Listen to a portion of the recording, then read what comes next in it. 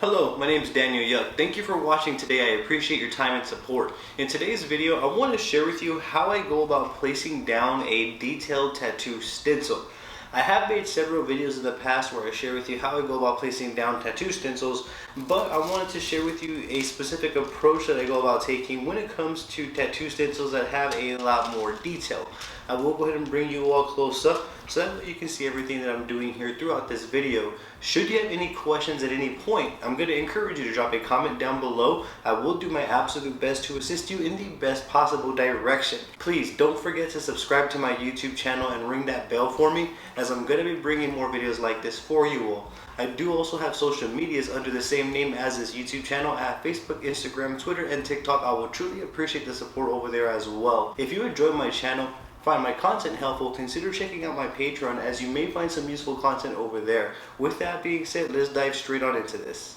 For this video, I am going to be using Greencard stencil applicant. I will leave links for you in the description below so you can check out what I'm using on your end.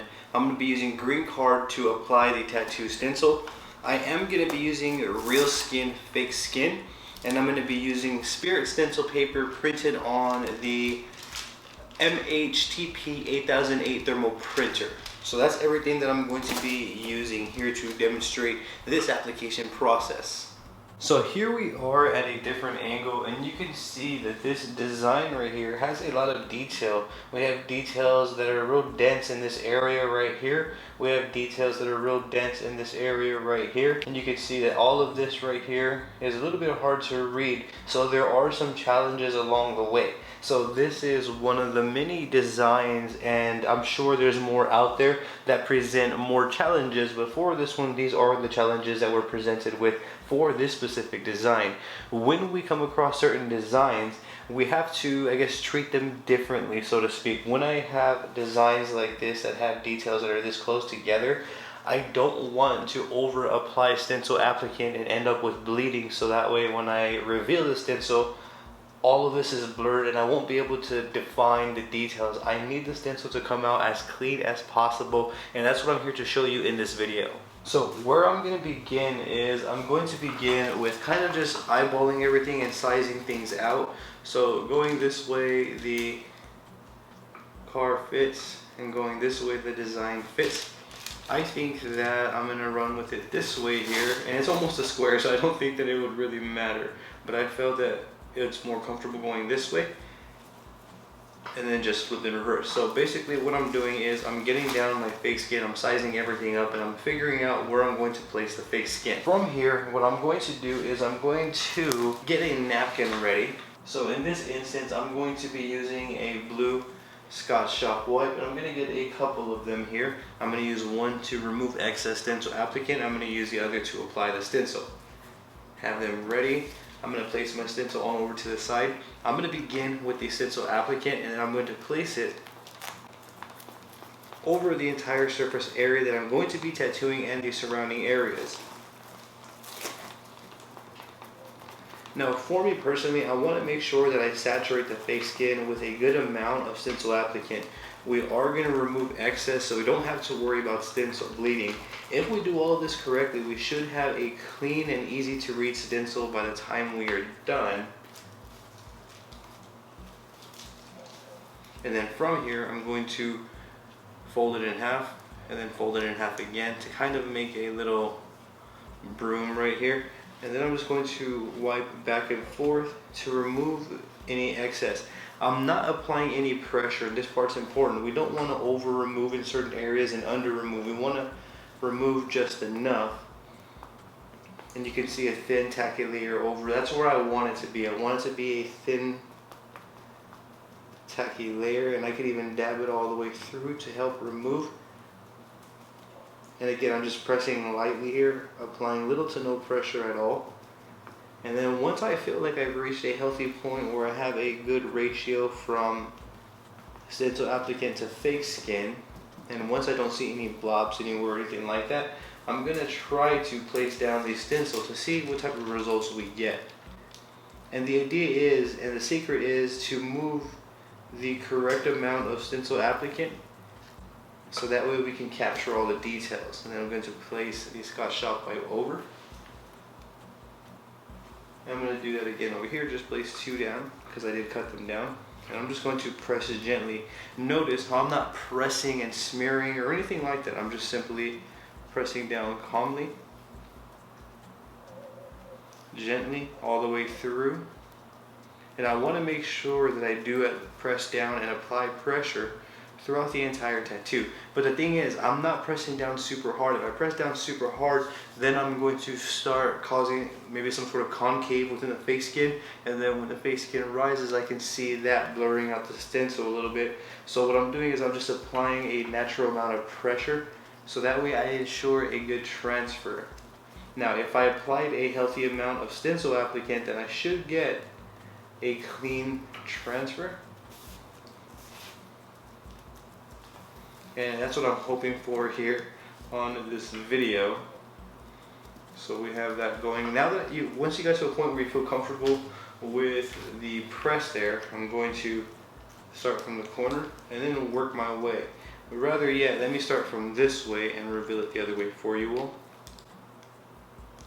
And if there's any parts of the stencil that didn't stick that you would like, right now is the opportunity to preserve the stencil and save what's there. Just make sure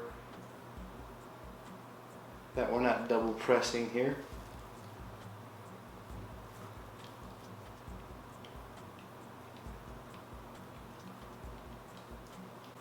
It looks as though a lot, if not all of the details transferred over in an easy to work with, clean manner. And this is exactly what I wanted and needed from my tattoo stencils. From here, what I'm going to do is I'm going to place over the Scotch shop wipe softly like so, and then I'm going to repeat that over here, and then all I'm going to do is I'm going to press this down like that. And then I'm going to turn it around, and I want to kind of focus on these dense areas right here. I don't want these areas to bleed into each other when it's drying, so I'm going to place it down and then just press down a little bit, not hard, not soft at all. Once I press down once, I'm going to remove it, and you can see that I'm removing excess stencil that I'm not going to need. I don't want it to be fully dark. I don't need the full saturation. I just need a little bit of stencil to guide me through. I am going to heat dry this so that way it dries on there permanently. But I'm basically going to repeat this process as needed. And you always want to make sure that your wipe that you're placing down is clean. Because if we press down with a wipe that has parts of stencil, it's going to transfer to the fake skin. So you can see we have some nice clean results. So here is a top view at the details that we are working with within this design. So you can see a lot of the grill right there, it needs to be captured when placing the stencil down, and the rim as well. So when we're dealing with designs that have these sort of intricate details, I feel it's better to take an approach that's similar to the one I'm sharing with you here in this video. Just wanted to give you a close-up look at the details that we will be working with. I am going to be doing this tattoo for my Patreon, so if you're interested in following along with me to complete this tattoo, check out my Patreon. I will leave links for you in the description below. There's a couple of ways that we can go about drying our tattoo stencil. We can let it air dry for about 12 to 24 hours, or we can use a heat gun or a blow dryer to expedite that process. With a heat gun, it takes about maybe 30 seconds to a minute. With the blow dryer, it may vary depending on how hot the blow dryer gets. I have been told time and time again that a blow dryer does a job, but however, I just went with the heat gun just because it takes 20-30 seconds. It doesn't take that long. So what I'm going to do is I'm just going to get the heat gun and go over the entire tattoo. And then you're going to know when it's drying, when the design starts darkening up. I don't want to leave it there for too long. I just want to let the heat do its thing, and then I want to move on.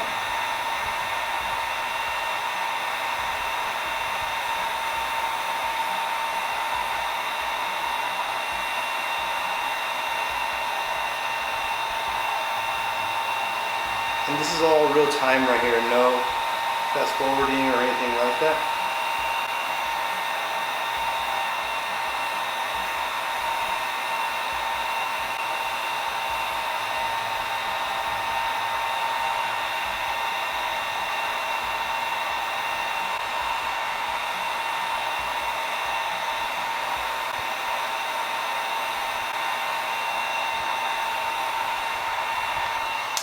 So that's about it right there. I kind of went extra with it just to make sure that I do get a good dry and seal going on there. And you can see these are my results. It did darken up quite a bit. Up here is still darkening up as it dries out. But that is how I go about placing down tattoo designs that are very intricate and that have a lot of detail. The idea is to place down stencil applicant and then remove the right amount.